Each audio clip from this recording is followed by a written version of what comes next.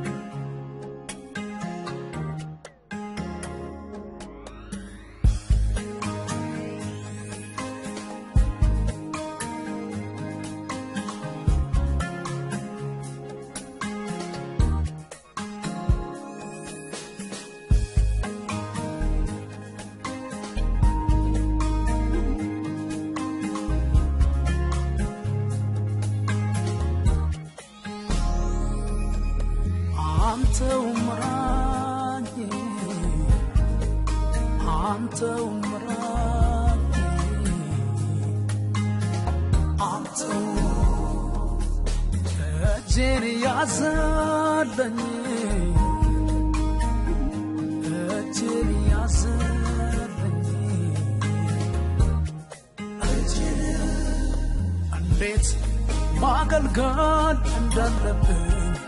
አረንዴት መራመድ እንዳለብን እርፊት ይነሳ ከዓይኔ አጥሮቼ እንዳይ ዘመኔን እንዴት ማገልገል እንዳለብን አረንዴት መራመድ እንዳለብን እርፊት ينسى كايني عطرات عدي زمن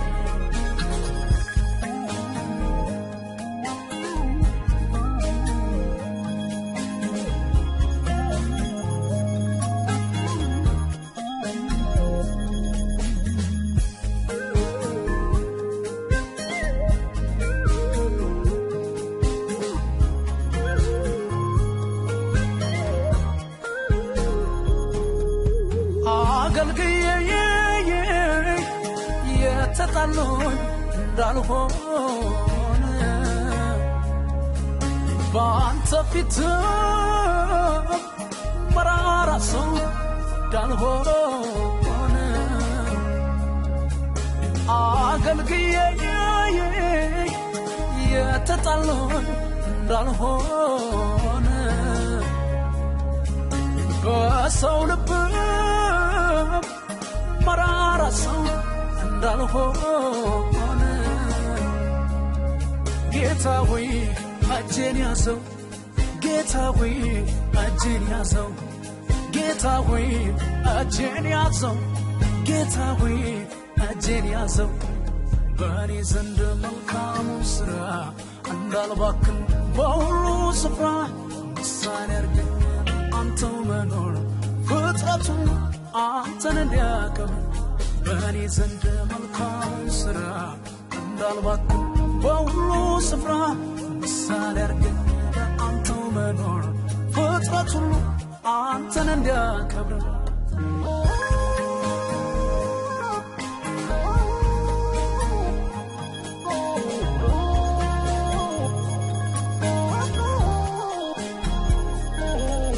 ከዘላለም ማደሪያ እንዳልጠፋ እንደ አብርሃም ጌታ ሆይ ሁነኝ ተስፋ ከዘላለም ማደሪያ እንዳልጠፋ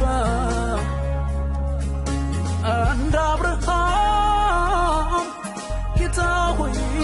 ሁነኝ ተስፋ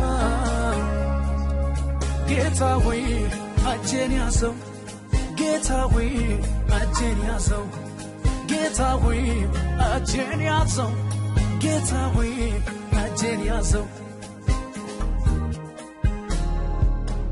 በእኔ ዘንድ መልካም ሥራ እንዳልባክን በሁሉ ስፍራ ምሳሌ አድርገኝ አንተው መኖር ፍጥረቱ አንተን እንዲያከብር በእኔ ዘንድ መልካም ሥራ እንዳልባክን በሁሉ ስፍራ ምሳሌ አድርገኝ አንተው መኖር ፍጥረቱ አንተን እንዲያከብር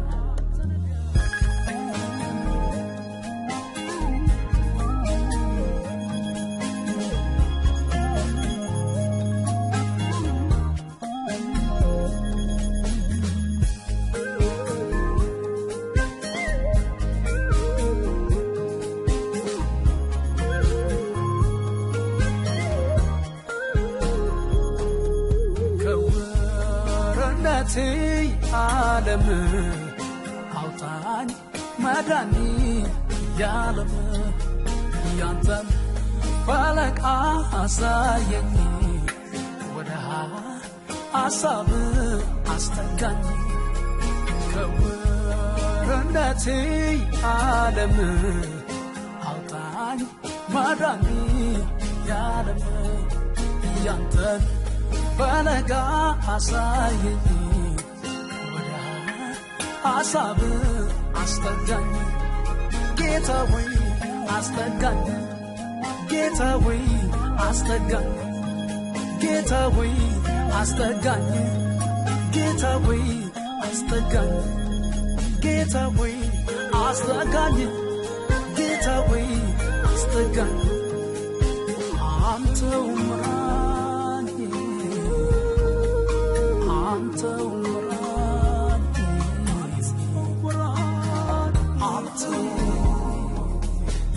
እጄን ያዘልኝ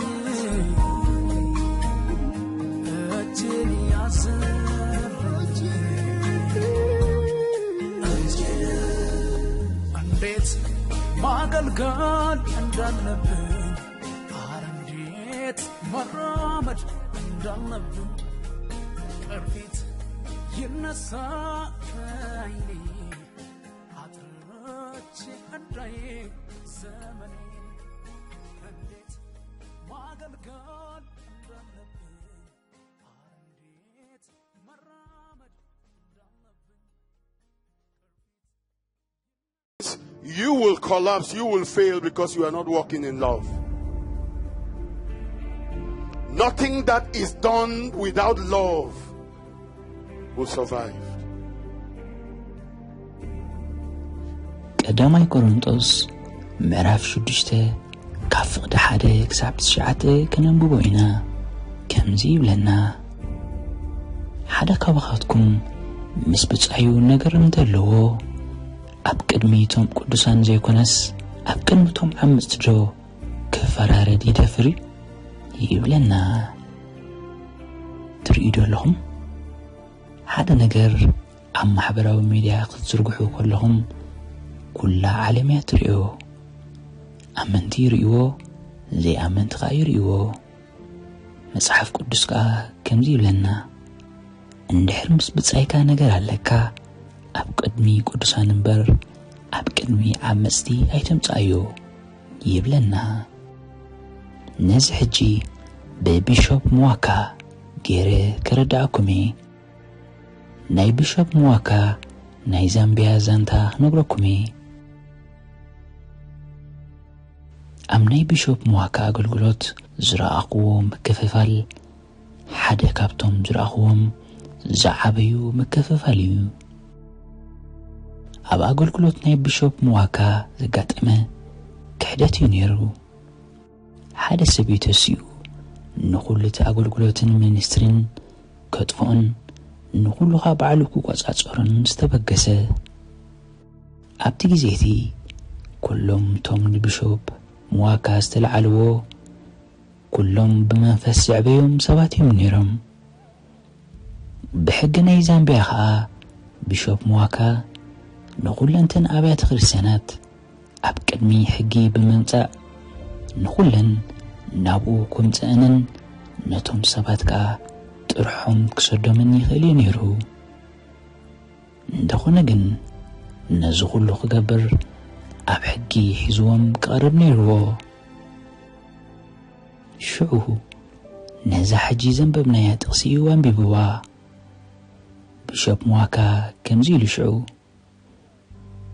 ካብ ነዞም ብመንፈስ ደቀ ሒዘ ናብ ሕጊ ዝቐርብ ኩሉ ኸስር ይሕሸኒ ኢሉ ንኹሉ ጎደፈሎም እቲ ኣብ መላእ ዛምቢያ ዝነበረ ንብረት ካብ 5 ክሳብ 7 ሚልዮን ዶላር ዝግመት ንብረት እዩ ነይሩ ከምዚ ድማ ኢልዎም እንድሕር ኩሉ ክትወስድዎ ደሊኹም ኪዱ ውሰድዎ ኣነ ኣይበኣሰኩምኒ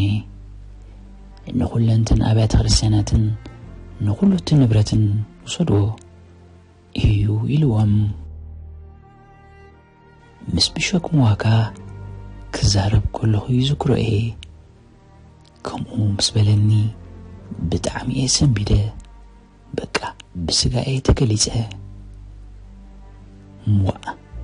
ከመይ ኢልካ ከምኡ ትገብር ሕጊ ዛምቢያ እኮ ከምዚ ዝብል ንስኻ እታ ሓንቲ ክትገብራ ዘለካ ነቲ ሕጊ ምኽታል ጥራይ እኳ በልክዎ ኣነ ንባዕለይ ካብ ዛምቢያ ስለ ዝኾንኩ ኩሉ እቲ ሕጊ ይፈልጥ እየ ዋ ከመይ ኢልካ ትገድፎም ክኸዱ ተልዮም ንሶም ዘይከዱ ነዚ ሚኒስትሪ ተዘይደልዮሞ ኢሎም ይበሉ ባዕሎም ፍለጡ ሓንቲ ንብረት ከይትንከፉ ይኺዱ እየ ኢለዮ ኣብ ርእሰ ከተማ ሉሳካ ዛምቢያ እውን ኣዝየን ዓበይቲ ቤተ ክርስቲያናት ነይሮኖ እየን እዚአን እኮ ናትካ ቤተ ክርስቲያናት እየን መስለኒ ከመይ ገይሮም እዮም እዚኦም ብኸምኡ ዝወስድዎን በልክዎ ቢሾፕ ሙዋካ ናባይ ጥምት ኣቢሉ ኩሉ እቲ ንብረት ክኸስሮ ሓይሽ ካብ ንደቀ ሒዘ ኣብ ቅድሚ ሕጊ ዝቐርብ ኩሉ ይውሰዶ እቲ ንደቁ ሒዙ ናብ ሕጊ ቀሪቡ ዝብል ዘረባ ካብ ምኽሳር ዝኩሉ ንብረት ኣዝዩ ይዓብን ይኸፍን እግዚኣብሔር ኣምላኽ እንዲህብና ሓቀይ እግዚኣብሔር ኣምላኽ ከዓ ባዕሎም መሰለዩ በለኒ ኣነ ንደቂ ሒዘ ኣብ ቅድሚ ሕጊ ኣይከራኸርኒ ይኺዱ ኩሉ ይውሰዶ ተደልዮም በለኒ ሎሚ ዝገርመኩም ብዙሓት ከባቶም ተነሲሖም ይቕረ በለና ኢሎም እናለሞኑ ናብኡ እዮም ዝምለሱ ዘለዉ ሓደ ኣገልጋሊ ኸመን ንዓ እዛ ቤተ ክርስቲያን ውሰዳ ናትካ እያ ኣነ ከዓ ውሉድካ እየ ኢሉ እዩ ተመሊሱ ኩሉ ዝብለኩም ዘለኹ እግዚኣብሔር ኣምላኽ ንሱ በይኑ ጥራሕ እዩ ክቃለስ ዝፍቀደሉ ንዓኸን ንዓይን ኣይፍቀደልናን እዩ ብኸምኡ ኣብ ሮሜ ምዕራፍ 12:19 ፍቁራተይ ምፍዳይ ሕነናተ እዩ ኣነ ክፈዶ እየ ይብል እግዚኣብሔር ጽሑፍ እሞ ነቲ መዓትሲ ስፍራ ሕደጉሉ እምበር ባዕላትኩም ሕነ ኣይትፍደዩ ዝብለና ሕነ ምፍዳይ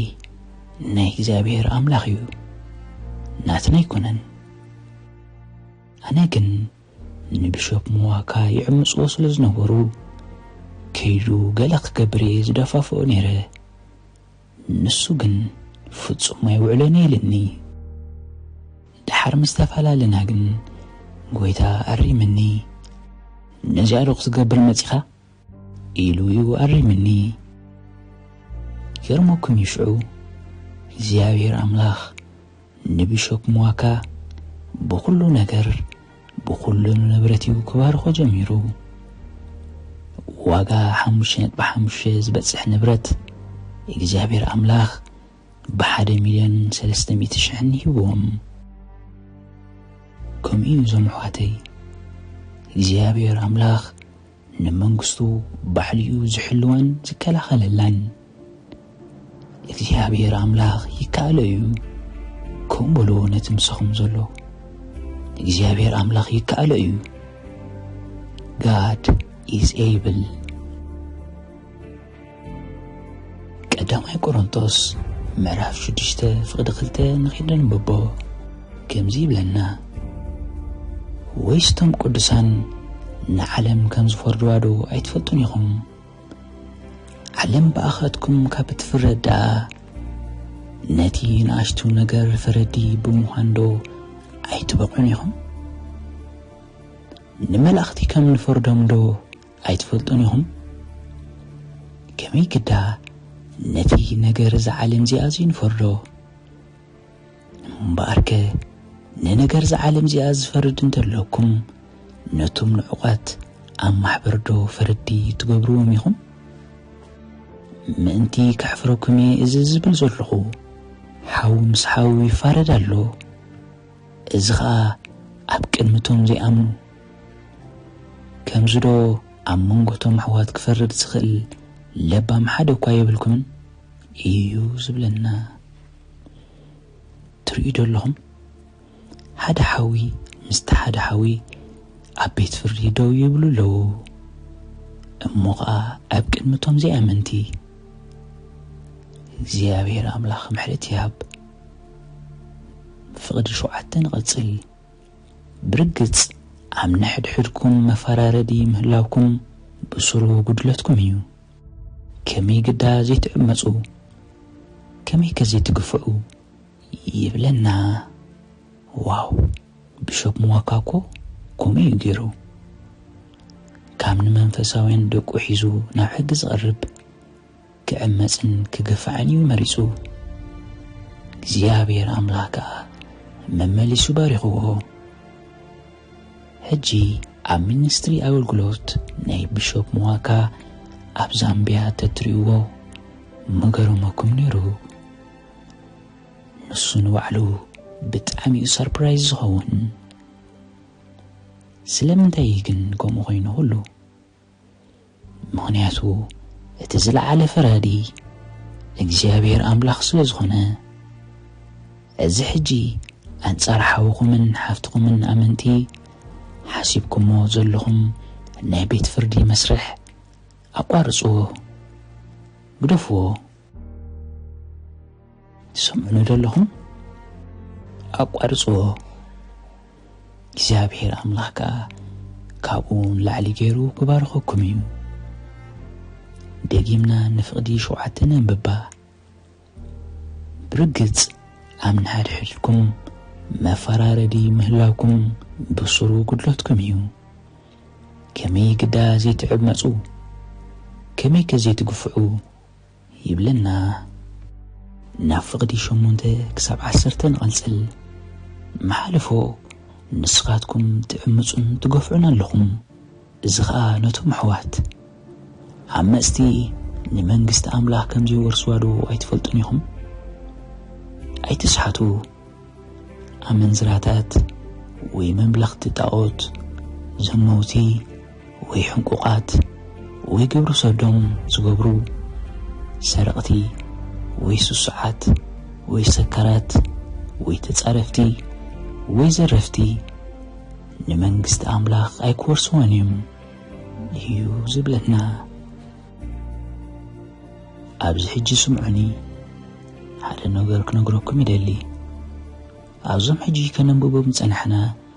ጉጅለ ናይ ሰባት ኣብ ከምኡ ዓይነት ደረጃ እንተበፂሕኩም እሞ ኸኣ ንዕኦም ተመሲልኩሞም ውይ ኣዝዩ ዘፈርህ ነገር እዩ ሎሚ ነዚ ቃል እዚ እናረኣኽዎ ከለኹ ጎይታ ከምዚ ኢለኒ እዚ ናይ ጠቐነ ወፍሪ እዚ ናይ ምጽላምን ናይ ምሕማይን ብዛዕባ ሰባት ከዓ ሕማቕ ናይ ምዝራብ ኣገልግሎት ምስ ኣመንዝራታት ምስ መምለኽቲ ጣዖት ምስ ዘመውቲ ምስ ሕንቁቓትን ምስ ግብሪ ሰዶም ዝገብሩን እየ ዝቖፅሮ እዩ ኢለኒ ውይ ጎይታ ይሓግዝ ጎይታ ይሓግዝ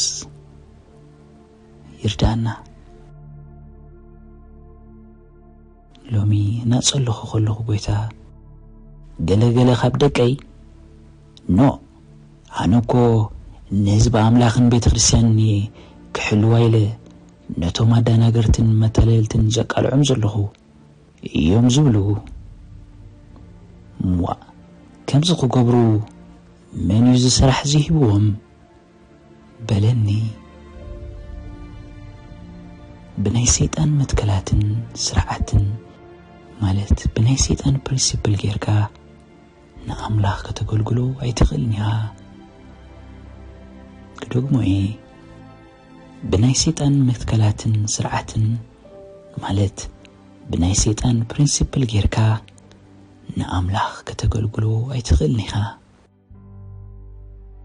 ኣብ መወዳእታ ኢሉ ዝዕወት ሓቂ ምስባኽ ጥራይ እዩ ንስኻ ሓቂ ጥራይ ስበኽ እቲ ሓቂ ኸኣ ኣብ ልዕሊ ሓሶት ክዕወት እዩ ነቲ ፀገም ኮይኑ ዘሎ ነገር ፈሊኻ ኣጥቃዕዮ ሽዑ እቲ ሓቂ ናይ ኣምላኽ ትሰብኽ እግዚኣብሔር ኣምላኽ ከዓ ነቲ ናቱ ባዕሉ እዩ ዝሕልዎ ስለዚ ሓቂ ጥራይ ስበኽ እናተኸላኸለ ዝዕወት ወንጌል የለን ወንጌል ከጥቅዕ ከሎ ጥራይ እዩ ዝዕወት ኩሉ ግዜኹም ቦታታት ምክልኻል ኣይትሕልፍዎ ነቲ ሓቂ ኣውጅዎ እቲ ሓቂ ከዓ ነቶም እሱራት ናፃ ከውፅኦም እዩ እንድሕር ኩሉ ግዜኹም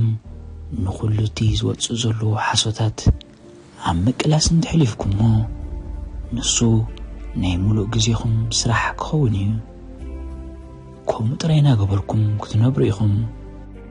ኣብ መወዳእታ ሽዑ እትሕስኑ ሰባት ኮይንኩም ክትሞቱ ኢኹም ምክንያቱ ዓለም ማዕለያ ብዘይብሎም ዘስካሕክሑ ቄናናት ስለተ እምነታትን ዶክትሪንን ዝመልእት እያ ንምንታይ እሞ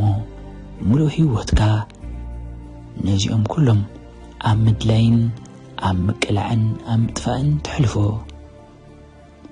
ግዜኻ ሓቂ ኣብ ምስባኽ ጥራይ ኣሕልፎ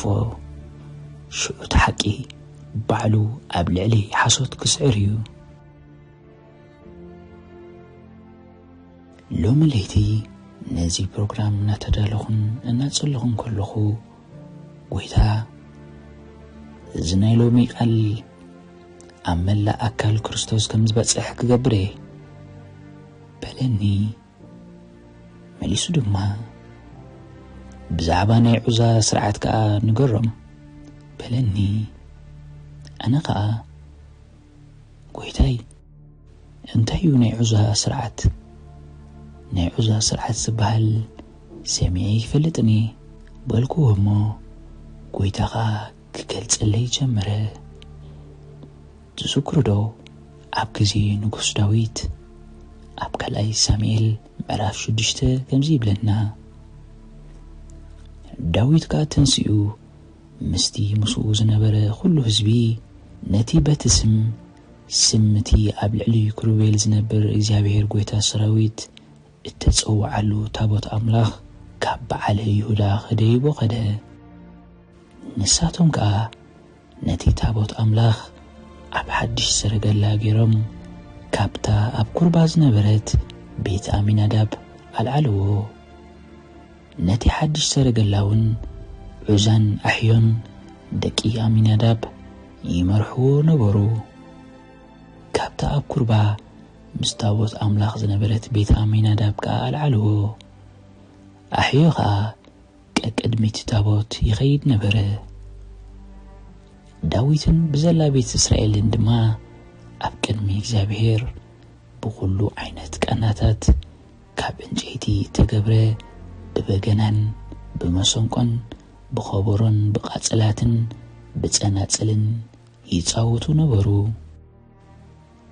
ኣብ ዓውዲ ናኮን ምስ መፁ ግና እቶም ኣብ ዑር ስለ ዝፋነኑ ዑዛ ኢዱ ዘርጊሑ ነቲ ታቦት ኣምላኽ ሓዞ ሽዑ ኩራ እግዚኣብሔር ኣብ ዑዛ ነደደ ስለ ድፍረቱ ከዓ ኣምላኽ ቀዘፎ ኣብኡ ድማ ኣብ ጥቓ ታቦት ኣምላኽ ሞተ ይብለና ኣብዚ እንተሪኢና ዑዛ ንእግዚአብሔር ኣምላኽ እዩ ክሕግዞ ደልዩ ታቦት እግዚአብሔር ኣምላኽ ከዓ ነቲ ህልውና ናይ ኣምላኽ እዩ ዘመልክተልና ታቦት ከይወድቕ ኢሉ ኢዱ ምስ ዘርግሐ እዩ ኣምላኽ ቀዚፍዎ ናይ ዑዛ ስርዓት ዝበሃል ከዓ እዚ ምዃኑ እዩ ጎይታ ኣመልኪትለይ ከምዚ ኢሉ ጎይታ ሰባት ንቤተ ክርስቲያነይ ካብ ሓደገኛታት ዝብልዎም ሰባት ብምሕላውን ብምክልኻልን ንዓይ ዝሕግዙን ዘለዉ ኮይኑ ይስምዖም እንድሕር ከምዚ ክገብሩ ጀሚሮም ንሶም ከዓ ከም ዑዛ ክቕዘፉ እዮም በለኒ ስምዑኒ ደቂ ኣምላኽ እግዚአብሔር ኣምላኽ ንርእሱ ባዕልዩ ዝከላኸለላ ክንደይ ዘመናት ክንደይ ወለዶታት እኮ ተጠቂዑ እዩ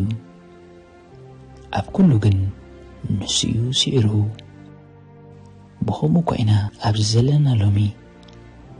እግዚአብሔር ኣምላኽ ርእሱ ክከላኸል ይኽእል እዩ ንቤተ ክርስቲያኑ ባዕልዩ ዝሕልዋን ዝከላኸለላን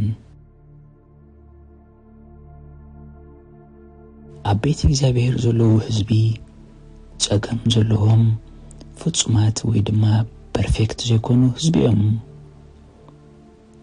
እንድሕር ኣነ ፐርፌክት ፍጹም ሰብ እንታ ዘይብለይ ገለ ዘይብለይ ሰበ ትብል ኣለኻ ናብ ቤተ ክርስቲያን ኣይትምጻእ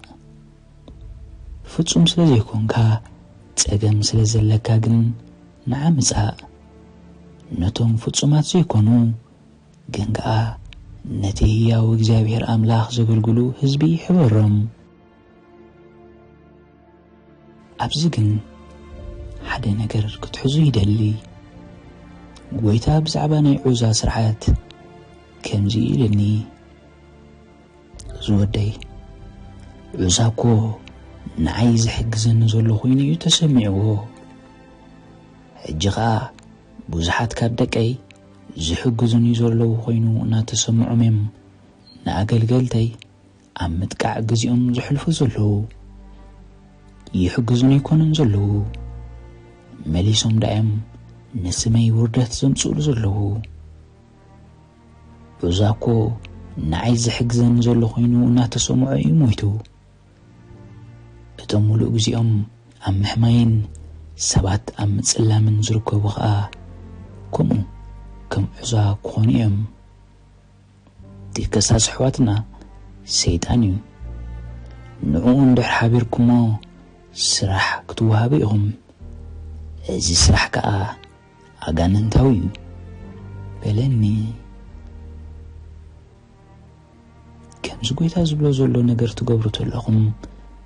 ንኣምላኽ ዘይኮንኩም ትሕግዙ ዘለኹም መንግስቱ ኢኹም ተፍርሱ ዘለኹም ዝኾነ ንኣምላኽ ከም ትሕግዞ ዘለኻ ኣምሲልካ ንህዝቢ ኣምላኽ ምጥቃዕ ልክዕ ከምዚ ጋሻ ሓዊ ሒዝካ ምቕራብ እዩ ናዳብን ኣብዩን ደቂ ኣሮን ትዝክርዎም ዶ እግዚአብሔር ኣምላኽ ዘይኣዘዞም ጋሻ ሓዊ ናብ እግዚአብሔር ኣምላኽ ምዘቕረቡ እዩ ኣምላኽ ቀዚፍዎም ኣብ ዘለዋውያን ምዕራፍ 9:24 ካህናት ኣገልግሎቶም ክጅምሩ ከለዉ ከምዚ ይብለና ንደቂ እስራኤል ከዓ ከምዚ ኢልካ ተዛረቦም ንመስዋዕቲ ሓጢአት ሓደ ድቤላ ንዝሓርር መስዋዕቲ ድማ ሓደ ጣዕዋን ሓደ ገንሸልን ዓመት ዝገበሩ ጎደሎ ዘይብሎም ወሰዱ ሎሚ እግዚአብሔር ክረአየኩም እሞ ንመስዋዕቲ ምስጋና ሓደ ዝራብዕን ሓደ ድዑልን ዘይቲ ተኻዕዎ መስዋዕቲ ብልዕን ኣብ ቅድሚ እግዚአብሔር ኣምላኽ ሰውኡ በሎም እሞ ኩሉ ከምቲ እግዚአብሔር ኣምላኽ ዝኣዘዞም ገበሩ ሽዑ መወዳእታ ግን ከምዚ ይብለና ኣሮን ድማ ኣእዳው ናብቲ ህዝቢ ኣልዒሉ ባረኾም መስዋዕቲ ሓጢአትን ዝሓርር መስዋዕትን መስዋዕቲ ምስጋናን ምስ ሰውአ ወረደ ሙሴን አሮንን ድማ ናብ ድኳን ምረኻብ ኣተዉ ወፂኦም ከዓ ነቲ ህዝቢ ባረኽዎ ክብሪ እግዚአብሔር ድማ ንኹሉ እቲ ህዝቢ ተራእዮ ሓው ከዓ ካብ ቅድሚ እግዚአብሔር ወፀ ነቲ ዝሓርር መስዋዕትን ነቲ ስብሕታትን ኣብ ልዕሊ መሰውኢ በልዖ ኩሎም ቶም ህዝቢ ምስ ረኣዩ እልል በሉ ብገጾም ከዓ ፍግም በሉ ይብለና ኣብቲ ግዜይቲ እቲ ብልዕሊ መሰውኢ ዝነበረ ሓዊ ብልዕሊ ተፈጥራዊ መንገዲ እዩ ክመጽእ ነይርዎ ናዳብን ኣብዮን ደቂ ኣሮን ግን እንታይ እዮም ገይሮም ንኣምላኽ ናቶም ሓዊ ብምምጻእ ክሕግዝዎ እዮም ሓሲቦም ድሓራይ ኣብ ዝቕጽል ምዕራፍ ከምዚ ይብለና ናዳብን ኣብዮን ደቂ ኣሮን ጸጽንሃኦም ሓዙ ሓው ድማ ገበሩሉ ኣብ ልዕሊኡ ከዓ ዕጣን ኣንበሩሉ ንሱ ዝኣዘዞም ጋሻ ሓዊ ድማ ናብ እግዚአብሔር ኣቕረቡ ሓዊ ካብ እግዚአብሔር ወፂኡ ከዓ በልዖም ኣብ ቅድሚ እግዚአብሔር ድማ ሞቱ ይብለና ስምዑኒ እግዚአብሔር ኣምላኽ እቲ ሓዊ ባዕሉ ክሰዶ ይኽእል እዩ ንስኻ መጺኻ ናትካ ሓዊ ከተቕርብ ኣይፍቀድን እዩ ከምኡ እንተጌርካ ክትፍረድ ኢኻ ኣምላኽ ከምዚ ዓቕሚ ዝሰኣነ ዝሕግዞ ዝሰኣነ ጌርካ ኣይትሕሰቦ ከምኡ ይኮነን ንሕና ግን በቃ ከምዚ ተዘይጌርናስ በቃ እንታይ ክኸውን እዩ መንግስቲ ኣምላኽ እናበልና ኢና ንጭነቕን ንሓስብን ንኖ እግዚአብሔር ኣምላኽ ንስኻ ሃሉ ኣይተሃሉ ነቲ ዝደለዮ ክገብሮ እዩ ወ መንግስቲ ኣምላኽ ንስኻ ሃሉ ኣይተሃሉ ንቕድሚት ክትግስግስ እያ ንሱ እኮ ኣምላኽ እዩ ኣምላኽ ኮይኑ ከዓ እዩ ዝነብር ንህላውነቱ ንሕጋታቱን ጽድቁን ፈጺምካ ክትክሕዶ ኣይትኽእልን ኢኻ ክብርን ኣምላኽ ንህዝቢ ኣምላኽ እናጥቃዕካ ንኣምላኽ ትሕግዝ ዘለኻ ኮይኑ ክስማዓካ ይብሉን ንህዝቢ ኣምላኽ ዕርቃኖም ትቆልዖም እንተለኻ እግዚአብሔር ኣምላኽ ክፈርደካ እዩ ዝትገብሮ ዘለኻ ጋሻ ሓዊ እዩ ክደግመልካ ጋሻ ሓዊ ኢኻ ትቐርብ ዘለኻ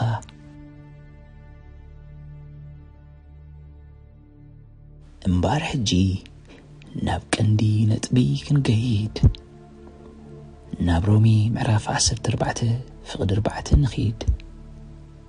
ኩላትና ሕጂ ካብ ዘለናዮ ሓፊልና ነዚ ጥቕሲ ነንብቦ ምኽንያቱ ኣዚና ዓቲብና ክንሕዞ ዘለና ነገር እዩ ብሓንሳእ ኮይንና ነንብቦ ኣካል ናይ ዝሃም ዝነበርኩም ከዓ ኣብ ዓለም ሙሉእ ክዝረብ እዩ እዚ ጥቕሲ ከምዚ ይብለና ንስኻ ኸ ኣብ ጊልያ ካልእ ትፈርድ እንታዋይኻ ንሱ ንጎይታኡ እዩ ደው ዝብል ወይስ ወድቕ ግናኸ እግዚአብሔር ደው ከብሎ ይኽእል እሞ ደው ክብል እዩ ይብለና ኮፍ ክትብሉ ትኽእሉ ኢኹም ሕጂ ክብርን ኣምላኽ ቃል ኣምላኽ ንስኻ ኸ ኣብ ጊልያ ካልእ ትፈርድ እንታዋይኻ ይብለና ኣሎ እዚ ጊልያ ዝብሎ ዘሎ ከዓ ናይ እግዚአብሔር ጊልያ እዩ እዚ ከዓ ክትሕዙ ይደልየኩም እንድሕር ንጊልያ ካልእ ሰብ ክትፈርድ መሰል ዘይብልካ ከሎ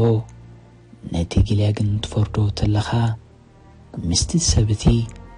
ምስቲ ጎይታ ናይቲ ጊልያ ሽግር ኣለካ ማለት እዩ እዚ ጎይታ ከዓ ሕጂ እግዚአብሔር ኣምላኽ እዩ ኮይኑ ዘሎ ቃል አምላኽካ ከምዚ ይብለና ግናኸ እግዚአብሔር ደው ከብሎ ይኽእል እሞ ደው ክብል እዩ ይብለና እግዚአብሔር አምላኽ ደው ከብሎ ይኽእል እዩ ይብለኩም ኣለኹ ዓለም ሙሉእ ወንጌል ክትሰሚዐ ንስኹም ከዓ ነዚ ወንጌል እዚ ክትስከምዎ ኢኹም ትማሊ ነታ ናይ ደቀ መዝሙር ፕሮግራም ከይደርእየ ነይረ ዋው በትቡ ዘጋጠመ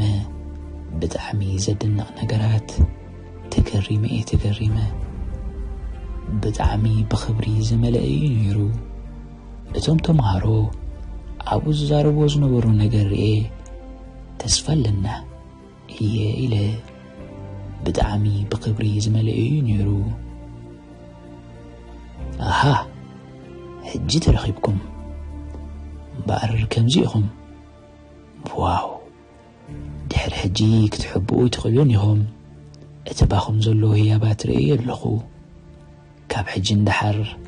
ነቲ ህያው እግዚአብሔር አምላኽ ከተገልግሉ ኢኹም እየ ኢለዮም ክብርን አምላኽ በቲ ኣብኡ ዝረኣኽዎ ነገር ንጎይታ ኣዝየ ኣመስግነዮ እግዚአብሔር አምላኽ ኣብ ወለድና ብጣዕሚ ዘደንቕ ነገራት እዩ ዝሰርሕ ዘሎ ሪቫይቫል ማለት ምንቕቓሕ መንፈስ ቅዱስ ከዓ ይመጽእ እዩ ዘሎ ኣነ ኸኣ ኣካል ናቱ ክኸውን እየ ዝደሊ ንስኹም ከዓ ኸምኡ ኣካል ናይ ምንቕቓሕ መንፈስ ቅዱስ ክትኮኑ ኢኹም ምንቕቓሕ መንፈስ ቅዱስ ዝመጽእ ከዓ ኣሕዋትና ኣመንቲ እናጥቃዕና ዘይኮነስ ኣሕዋትና ክጋገዩ ከለዉ ንዕኦም ብምሕላውን ብምክላኸልን እዩ ዝመጽእ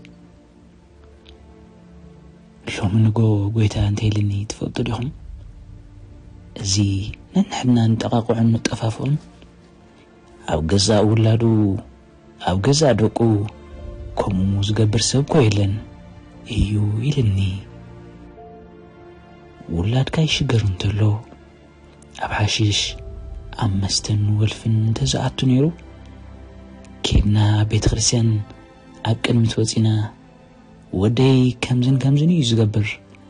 ኣብ ከምዚ ዓይነት ህይወት ይጥሒሉ ዘሎ ጓሌይ ከዓ ከምዚኣ ኢልና ንኹሉ ሰብ ዶ ንነግሮ ኢና ኖ ፍጹም ከምኡ ንገብርን ኢና እኳ ደኣ ንጽልየሎምን ንሕግዞምን ሓቀይዶ ንሰብ ንነግሮ እንታይ ከም ንገብርን ምስ ጠፋእናን ብጸሎት ከዓ ክድግፉናን ምስ እንደሊ ጥራሕ ኢዩና ንነግር ከምቲ ወፂና ብዛዕባ ሰባት ሕማቕ ንዛረብን ስሞም ነጸሎሞምን ኣብ ገዛ ውሉድና ፈጺምና ከምኡ ኣይንገብርን ኢና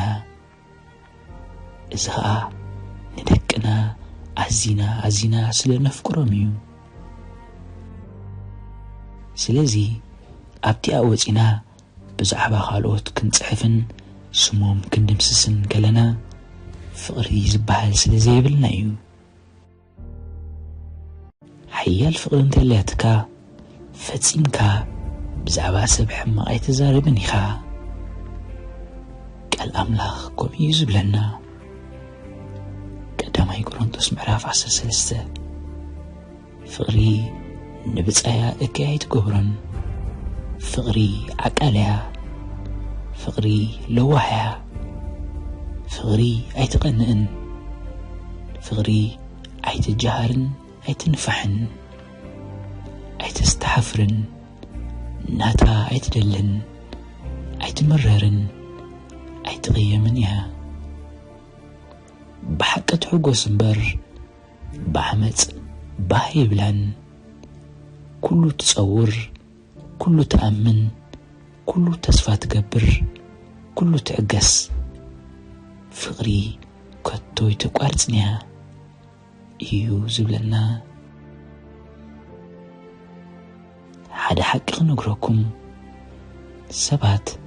ኣብ ጽቡቕ ግዜ ዘይኮነ ኣብ حماق جزيهم يمزدليخا شويخا نسخا نحق يمنيخا تكلتن ترأن أبتحسمت جزي مستم كسستن أدفعتن ديخا حبيركا هو تبل ولاس يا أيفالون أكلنا يزي رخصة زي أيكوني ديخا تبل شعو إخا ترأ أبتحسمت جزي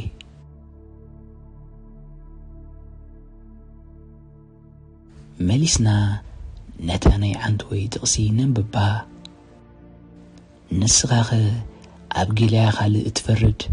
انتوايخا نسو نقويتا اويو دوز بالويس ودق جناخ إيزابير دو كبلو يخيلي مو دو كبليو يبلنا تجيماز نقركم كا إيزابير أملاخ دو كبلو يخيليو اتنباريو دو زبلو حيل أملاخ أبوتو يزلو اتناي تقنا وفقم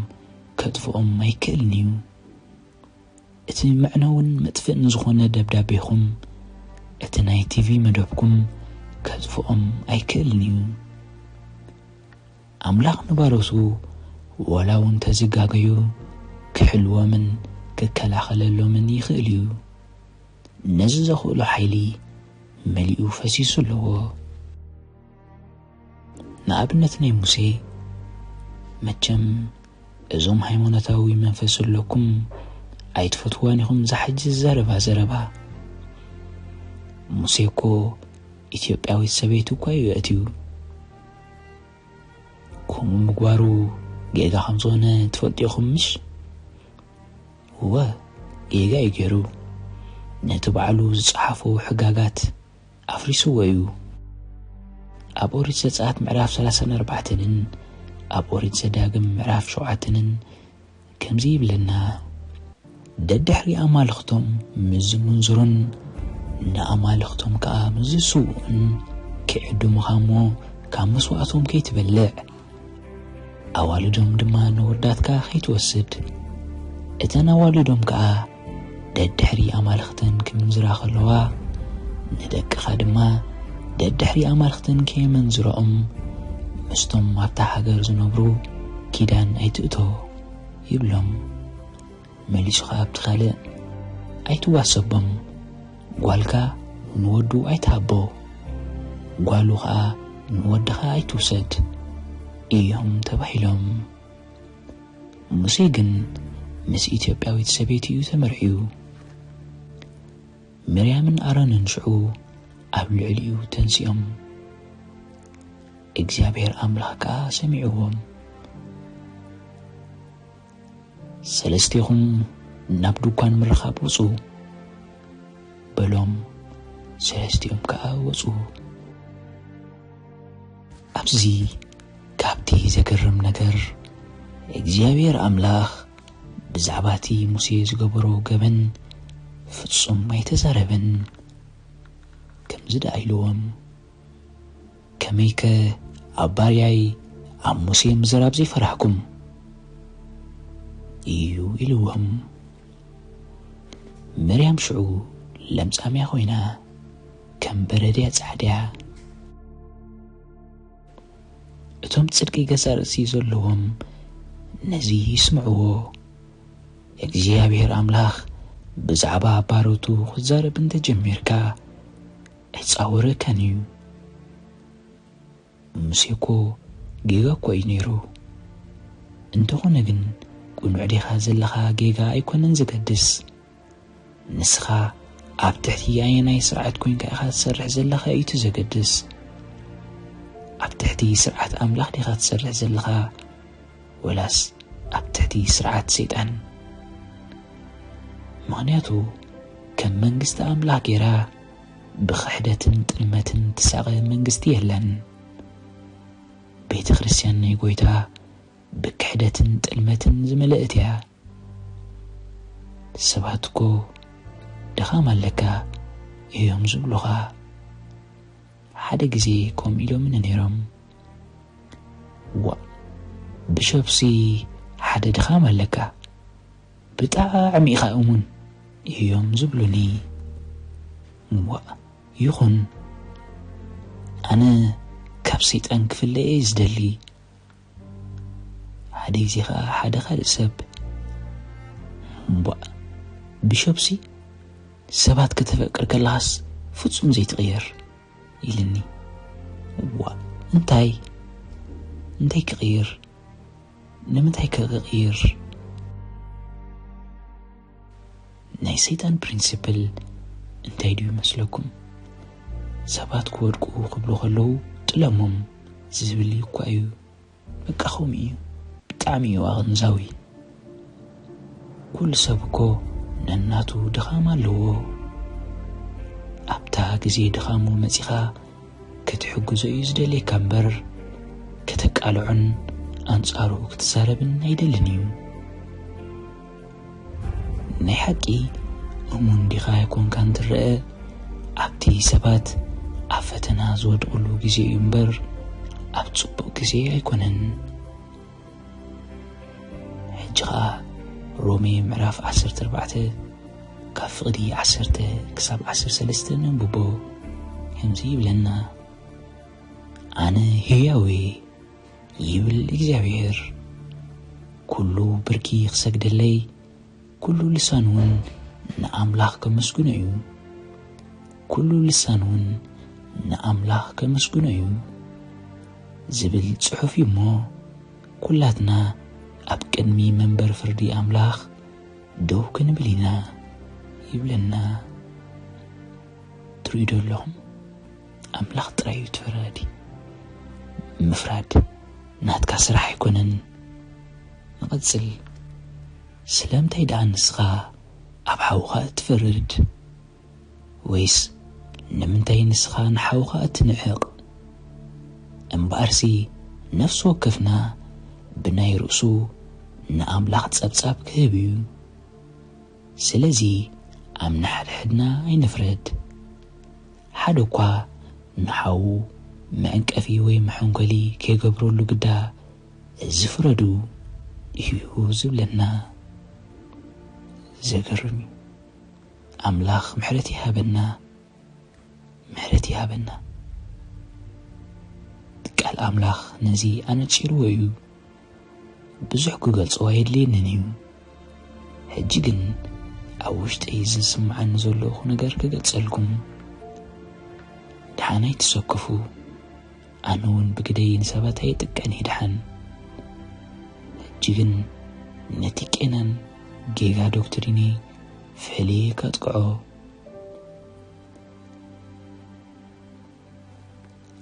ዝኾነ ሰብ ብዛዕባ ሓደ ሓው ብዛዕባ ሓንቲ ሓፍቲ ሕማቕ ዝዛረብ ኣብ ህይወቱ ጸገም ስለ ዘለዎ እዩ ብቐዳማይ ሓደ ሰብ ሞክስቶ እኮ ቤተ ክርስቲያኑ ክከላኸል ኣለዎ ኢለኒ ናትካ ቤተ ክርስቲያን ድያ ናይ ኣምላኽ እኳ እያ ኣምላኽ ጥራዩ ንቤተ ክርስቲያን ዝሕልዋን ዝከላኸለላን ሰባት ሕጂ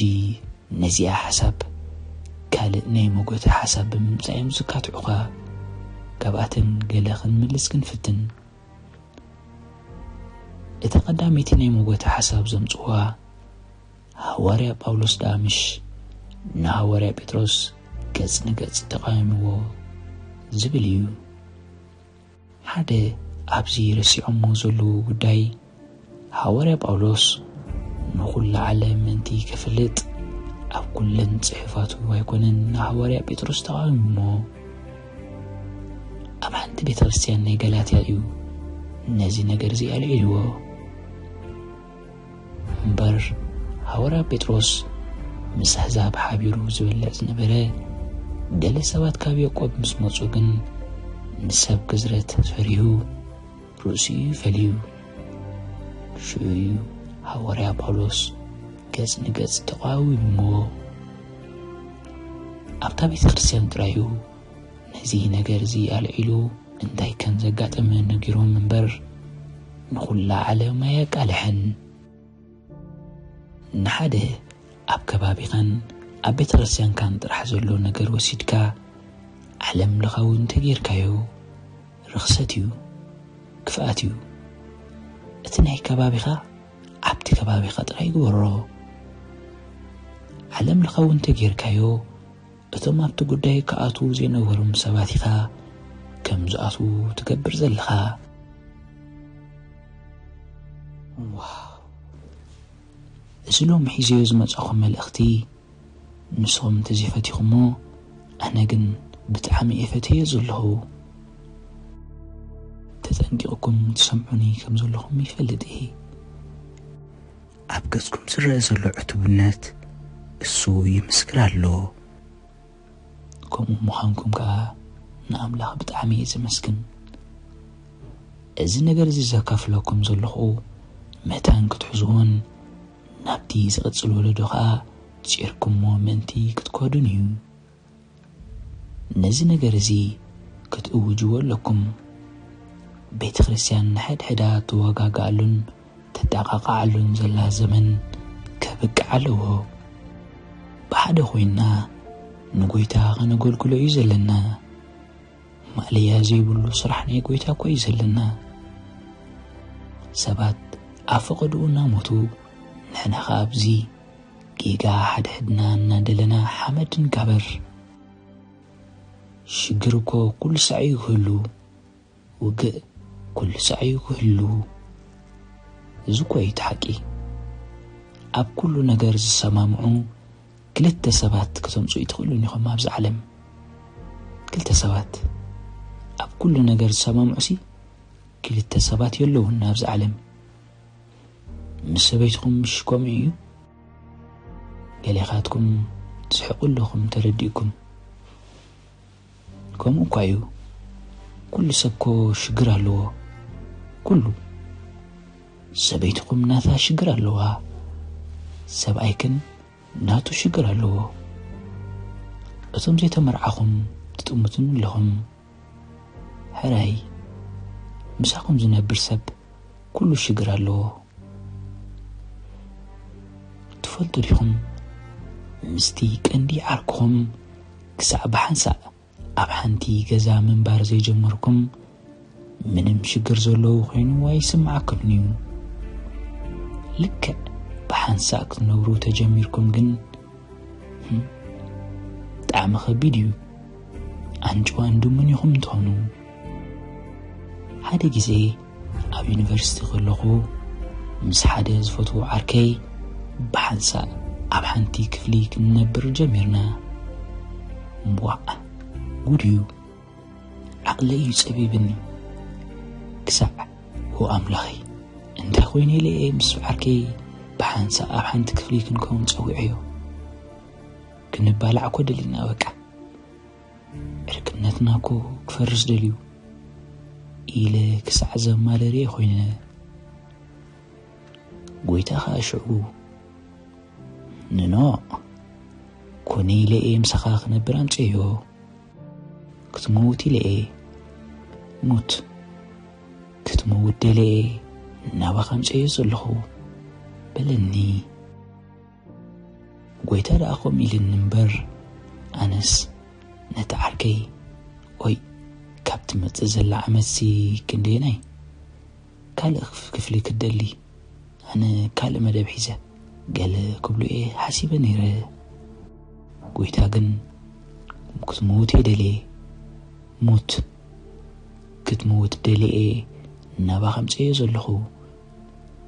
بلني زخلها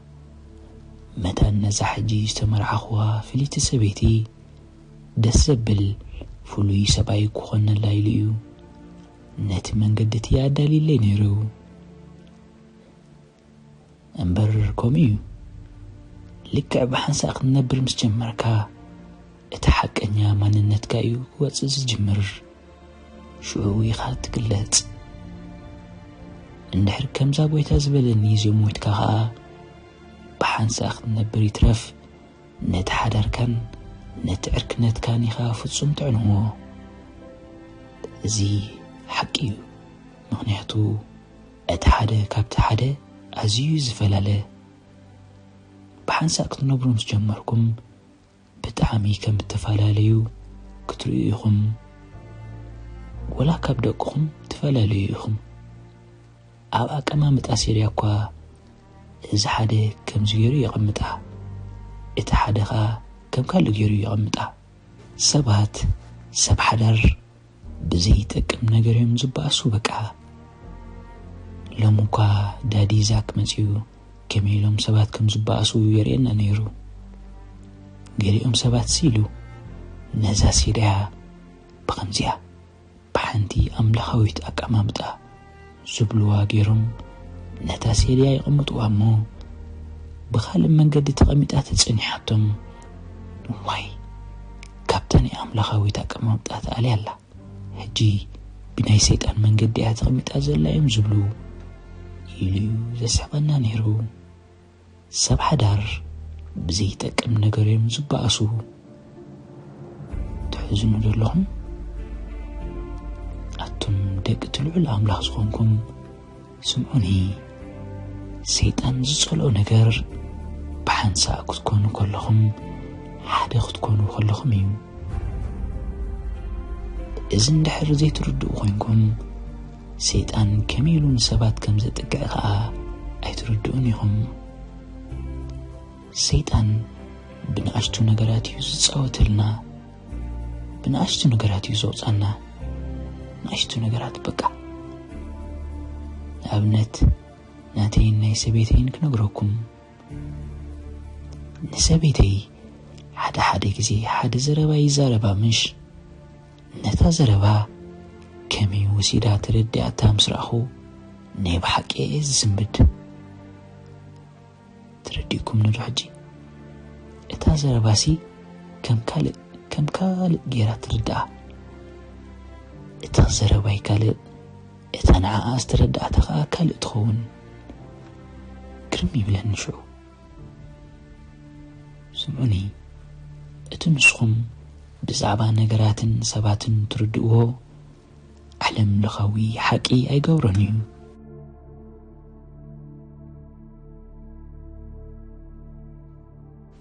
كالق نقرأكم زدلي بزعبا استوقع سبيو كم استوقع سب جاكان حديقنيان سبيلن حديق زي زقات من نقر نقرأكم نابعنت بيت خرسيان كبصح كيدا نيره شو كابو زيله نحده كابت بيت خرسيان زوص سب رخيبهيو كم زوص فليطي كملسو خيده شعوم سوم استزرارمنا اتز نغرني كفو نحمقن كنغركم ايكلني كابو مستفرلخو جزار سيكسرن كنصهني جميره هو كومي سبات نتوصيم بفلاي بحماق امنت توصيم مسوم فصيم كاخا كترخبن كتزراربن زيبلكا مسوب انت تزراربكا اتنسوم زقبلوخا زربا حيال منفس اللو جون كأمامن حويسوم يمزقو لسخا كل تنسوم زربوخا زربا بقفات رخصة استقام مزربايو إذا لكم زل خوساب أنصار تابيت خريسيانيو ززاربن نهيرو نتا بيت خريسيانن نتي باسرن زي فولتوم نيرة تزخون قوي مجم دحر مستفلالنا نابتي بيت خريسيان تملسكو مغنياتو أبو عبد قداميتي بروغرامي خاطو نيرني تخونا جن اتساب استزاربني زرباتات مساي نيرو إذا نقر زسي كسعجي أبا أمري ملالسن له دما بلكو مانياتو لك نافت بيت خرسيان اتو إلينا تباسر مسر أخوه كله تساب زبلني زرباتاتيو مسأن جميرو وميو ندحر بزعبا حدا سب حما نقر سمعكم ፍጹም ተغيሩ ነትሰብ ከም ናይ ቀደም ማይትኾኑልን ይኹም ብጣዕሚ ይኹም ክትሽገሩ ትጅምሩ ኣነ ኸኣኹም ብጣዕሚ የተሸገረ ድሕሪ ፕሮግራም ሽዑ ናብቲ ፓስተር ከይደ ረኺበዮ ኩሉ ትሰብ ዝነገረኒ ነግረዮ ስማዕንዶ ሓደ ነገር እንደ ሰሚዕሲ ብሳኻ ክዘራረብ ድሬ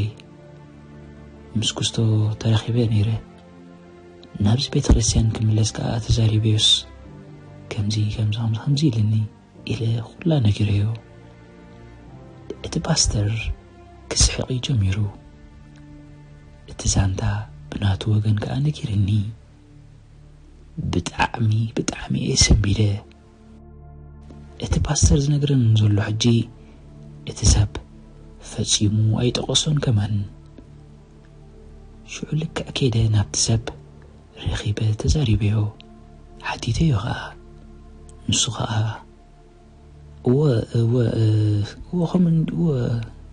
ኢሉ ነቲ ዘረባዩ ክቕይሮ ጀሚሩ ኣብ ክንዲ ኩሉ ተሓቅዝ ነገረኒ ሓደ ጎኒ ናይቲ ዛንታ ጥራይ ነጊርኒ ክብለኩም ደልየ ዘለኹ እንድሕር ንሓደ ዝተቐየመ ልቡ ዝቐሓረን ዝተወቕዕን ሰብ ረኺብኩሞ ብዛዕባ እቲ ፓስተርን ብዛዕባ እታ ቤተ ክርስቲያንን ሕማቕ ነገር ጥራዩ ክዕልለኩም እንድሕር ምስቲ ፓስተር ፀገም ዘይብሉ ከዓ ምስቲ ህዝቢ ከዓ ፀገም ኣለዎ እቶም ህዝቢ ፍጹም ብሰብ ኣይግደሱን እዮም በጃኻ እዩ ዝብለካ ብፅቡቕ መንፈስ ካብ ቤተ ክርስቲያን ዝወፁ ኣዝዮም ሒደት ሰባት እዮም ዝበዝሕ ግዜ ፀገም ሒዞም እዮም ዝወፁ ሓቂ ክኸውን ይኽእል ጌጋ ክኸውን ከዓ ይኽእል ሓደ ግዜ ተጎዲኦም እዮም ዝወፁ ናይ ሓቂ ተጎዲኦም እዮም ዝወፁ ምክንያቱ ሓደ ካብቲ ብቐሊሉ ትጉዳኣሉ ቦታታት ቤተ ክርስቲያን እዩ እዚ ሓቂ እንድሕር ክትጉዳእ ዘይደሊኻ ናብ ቤተ ክርስቲያን ኣይትምፃእ እንድሕር ኣካል ናይ ሓንቲ ቤተ ክርስቲያን ኮይንካ ግን ክትጉዳእ ኢኻ ትፈልጡ ዲኹም ሓደ ግዜ ኣብ ሓደ ፕሮግራም ከለኹ እቲ ዝሰብኽ ዝነበረ ፓስተር ንሓደ ሰዓት ሙሉእ ኣንጻረዩ ሰቢኹ እቲ ግዜቲ ኣነ ንእሽተይ ኣማንየ ነይረ ብዙሓት ነገራት ከዓ የካጥሙኒ ነይሮም እዮም ሽዑ እዚ ፓስተር መፅኡ ሓንቲ ነገር ከይረጋገፀ ኣንጻረይ ደው ኢሉ ሰቢኹ ድሓር ነቲ ሓቂ ምስ ፈለጦ እውን ሓሳቡ ኣይቀየረን ድሕሪ ነዊሕ ዓመታት ግን እግዚኣብሔር ኣምላኽ ምስ ኣልዓለኒ እዚ ፓስተር ኣብቲ ዘዳለዎ ኮንፈረንስ መፅአ ክሰብኽ ዓደመኒ በቲ ቅድሚ ዓመታት ዝገበሮ ኩሉ ይቕረ ክብለሉ ሓተተኒ ኣነ ከዓ ይፋሉን ቅድሚ ክንደይ ዓመታት እኳ ይቕረ ይልልካ ብኸምኡ እኳ ኣይመፅአ ይቕረ ተዘይብለልካ ነይረ ኣይመመፃኹን ነይረ በልክዎ ሰባት ነቲ ሓቂ ከይፈለጡ እዮም ኣቐዲሞም ፍርዲ ዝህቡ ነቲ ምሳኹም ዘሎ ተጠንቂቕካ ስማዕ እግዚኣብሔር ኣምላኽ እዩ ዝዛረብ ዘሎ በልዎ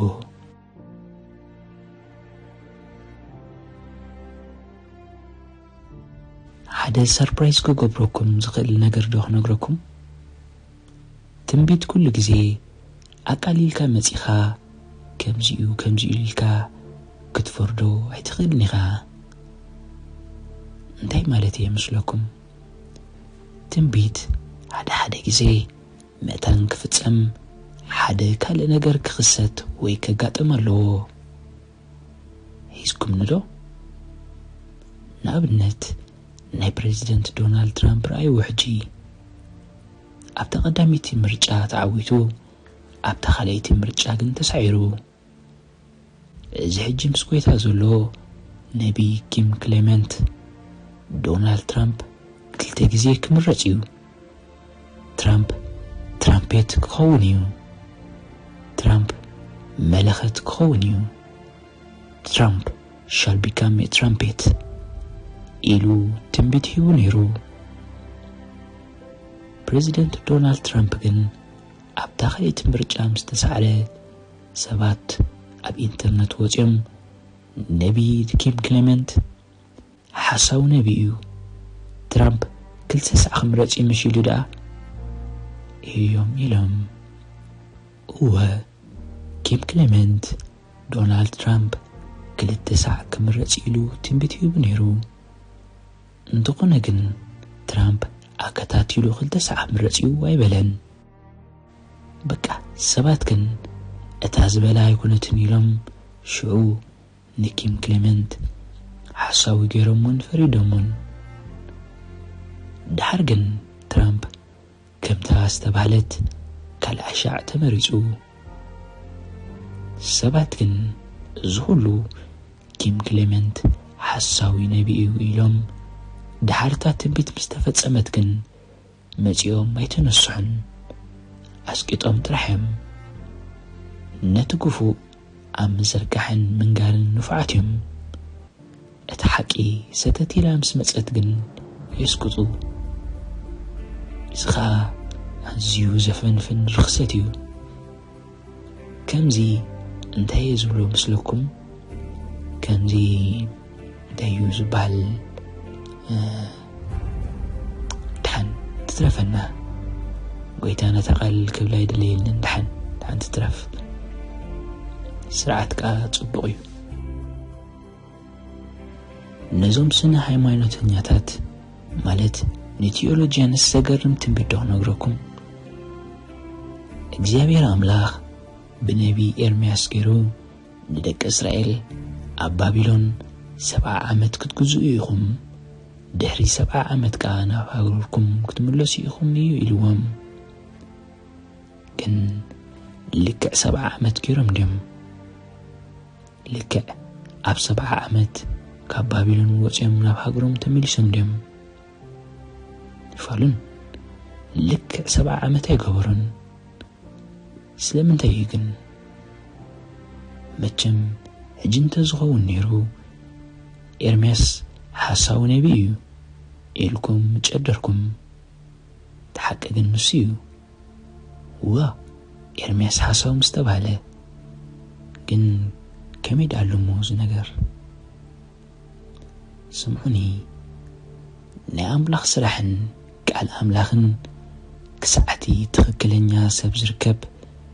ክድንጉ ይኽእል እዩ ስለዚኡ ቃል ክወሃበኩም ከሎን ቃል ክትሰምዑ ከለኹምን ሰይጣን መጺኡ ነቲ ኣብ ልዕሊ ህይወትኩም ዘሎ ትንቢታዊ ቃል ክሰርቆ እዩ ዝደሊ እንድሕር ቃል ተዋሂብኩም ክትሕዝዎ ክትሕልዎን ክትጽልዩሉን እዩ ዝግባኣኩም ምክንያቱ ትንቢት ብኡ ንብኡ ዝኸውን ነገር ኣይኮነን ምስኡ ምስቲ ቃል ክትሓብር ኣለካ ምስኡ እንተዘይሓቢርካ ናብ ፍጻሜ ክመጽእ ኣይክእልን እዩ ኣይፍጸምን እዩ ዝበዝሕ ግዜ ትንቢታዊ ቃል ክመጽእ ከሎ እቲ ናይ ኣምላኽ ሓሳብን መደብን እዩ ዝገልጽ ሰባት ምስኡ ክትሓባበሩ ምእንቲ እዩ ዝመጽእ እግዚአብሔር ኣምላኽ ግን ፈጺሙ ንሰብ ኣይገድዶን እዩ ትንቢታውያን ቃላት ፍቓድ ኣምላኽ ብዛዕባ ሓደ ነገር እዮም ዝገልጹልና ዝበዝሕ ግዜ እቶም ነገራትካ በቲ ምስ ኣምላኽ ዘለካ ምምልላስ እዮም ዝውሰኑ ንኣብነት ንዓኻ ሓደ ትንቢት ይመጸካ እሞ ኣብ ናይ ፈውሲ ኣገልግሎት ንሕሙማት ኣብ ምጽላይን ኣብ ምፍዋስን ክትገልግለን ኢኻ ዝብል ቃል ተመጺኡ እንድሕር ንስኻ ንሕሙማት ናይ ምጽላይ እምነት ዘይትሃንጾ ኣለኻ ፈጺምካ ከምቲ ዝመጸካ ትንቢት ክትከውን ኣይትኽእልን ኢኻ ንኖ ኣይ ትንቢት እንድዩ ኣብ ዝኾነ ዓይነት ህይወት ይሃሉ ከም ድላየ እናወርኩ እናኸድኩ ተደለይ ዞሙ ተደለይ ገለ ይግበር ትንቢት እዩ ክፍጸምካ እዩ ኢኻ ትብል ከምኡ ትበል እዚህ ፍጹም ጌጋዩ ሓሶት ካዩ ትንቢት ክመጻካ ከሎ መታነት ትንቢት ክፍጸም ምስ ኣምላኽ ምልላስ ክጅምር ዝጽዋዓካ ጻውዒት እዩ ምኽንያቱ ሓንሳእ ትንቢታዊ ቃል ምስ ወፀን ምስ ተቓልሕን እግዚአብሔር ኣምላኽ ክመጽእ ይጅምር ሰይጣን ከዓ ከምኡ ክመጽእ ይጅምር ክልቲኦም እዮም ዝመጹ እታ ናይ ሰይጣን ዋና ዕላማ ትኸውን ሽዑ ነታ ዝተቐበልካያ ትንቢታዊት ቃል ምቕታል እዩ እግዚአብሔር ኣምላኽ ከዓ ኣብዚ ወለዶ እዚ ነገራት ይለዋውጥ ከም ዘሎ እየ ዝኣምን ንእግዚአብሔር ኣምላኽ ከዓ ክብሪ ህቦ ክብሪ ንእግዚአብሔር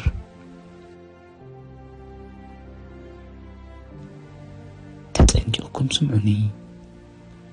ኩሎም ነቢያት እግዚአብሔር ኣምላኽ ሓደ ጊዜ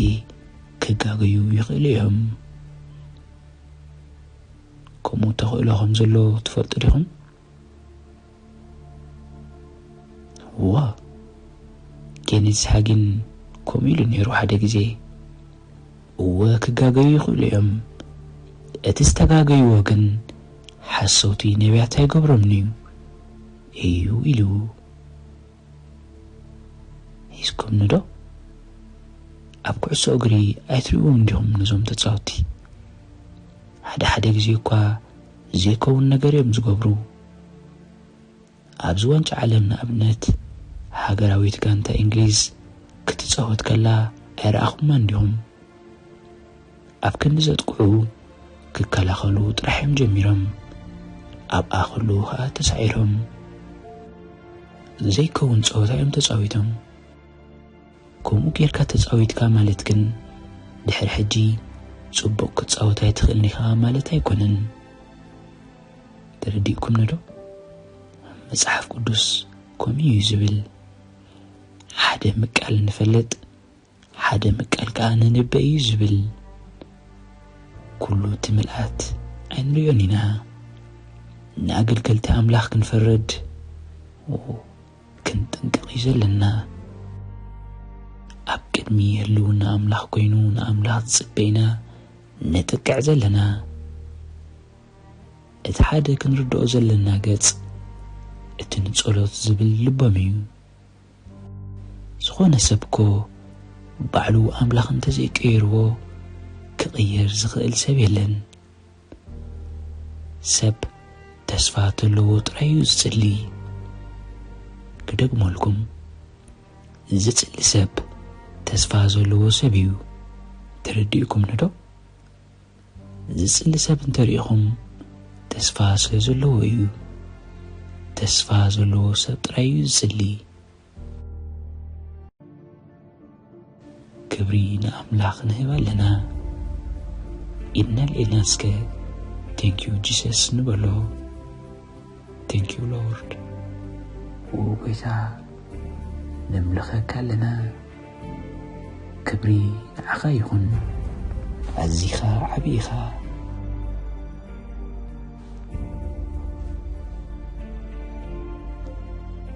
እግዚአብሔር ኣምላኽ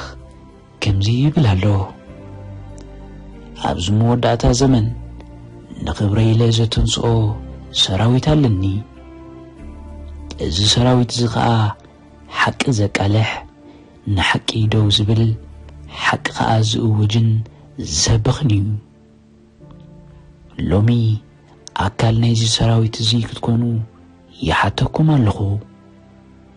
ኣካል ናይዚ ንሓቂ ዝእውጅ ሓቂ ዝዛረብ ጎና ሓቂ ደው ዝብል ኣካል ናይቲ ኸሳሲ ሰራዊት ከዓ ዘይኮነ ናተይ ሰራዊት ክትኮኑ ይሓተኩም ኣለኹ ዞም ደቀይ እዘን መዓልታት እዚአን ንኽብረይ ደው ትብሉለን መዓልታት እየን ንዕላማይን መደበይን ደው ክትብሉ ኢኹም ንስመይ ደው ክትብሉ ኢኹም እቲ ሓቅኻ ክትሰብኩ ኢኹም ኣነ ንዓኹም ክጥቀመልኩም እየ ኣነ ባዕለይ ከሰንየኩም እየ ክብረይ ከዓ ምሳኹም ክኸይድ እዩ ሓደ ሓያል ናይ ተኣምራታት ምንቅስቓስ ክህበኩም እየ ሓይለይ ከዓ ክትርእዩ ኢኹም ሽዑ ክብሪ ከተምጽለይ ክትጅምሩ ኢኹም ከተኽብሩኒ ኢኹም ኣብ ኩለን ሃገራት ከዓ ኣብ ኣፍሪቃ ንስመይ ከኽብሮን ከጉልሖን እየ ኣብ ኤውሮጳ ንስመይ ከጉልሖ እየ ኣብ ኣሜሪካ ንስመይ ከኽብሮ እየ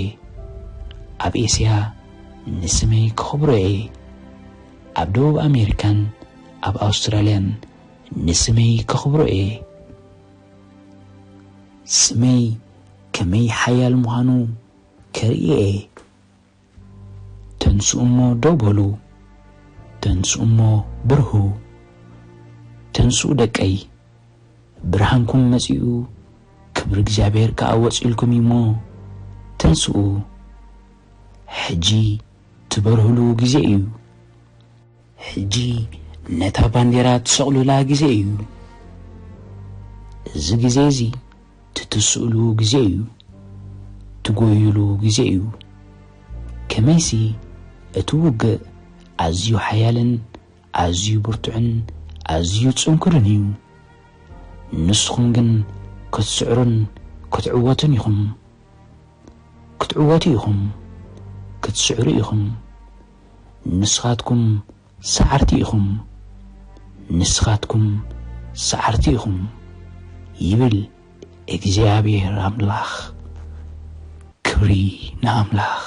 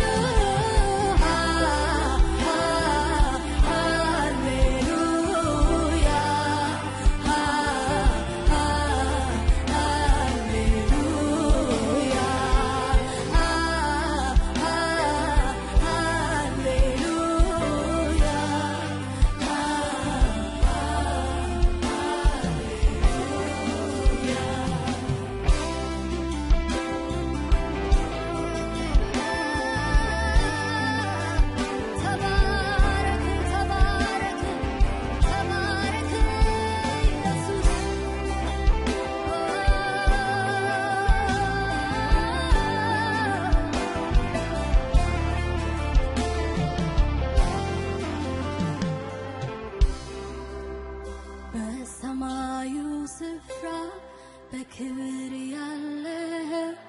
ምስጋናዬ ይሄ ምስጋናዬ ይሄ ውለታዬ እልልታዬ ይሄ እልልታዬ ይሄ ጭብጨባዬ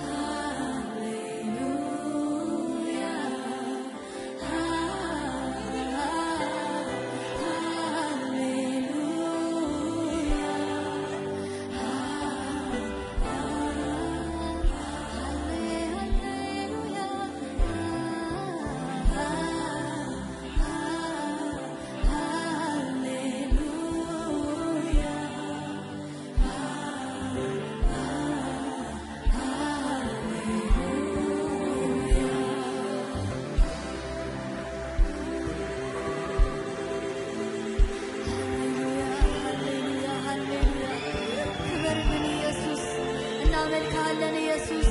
ከፍ እናደርግሃለን ኢየሱስ። ያለንን ምስጋናችንን እንሰዋልሃለን ኢየሱስ፣ ያለንን ምስጋናችንን እንሰዋልሃለን ኢየሱስ።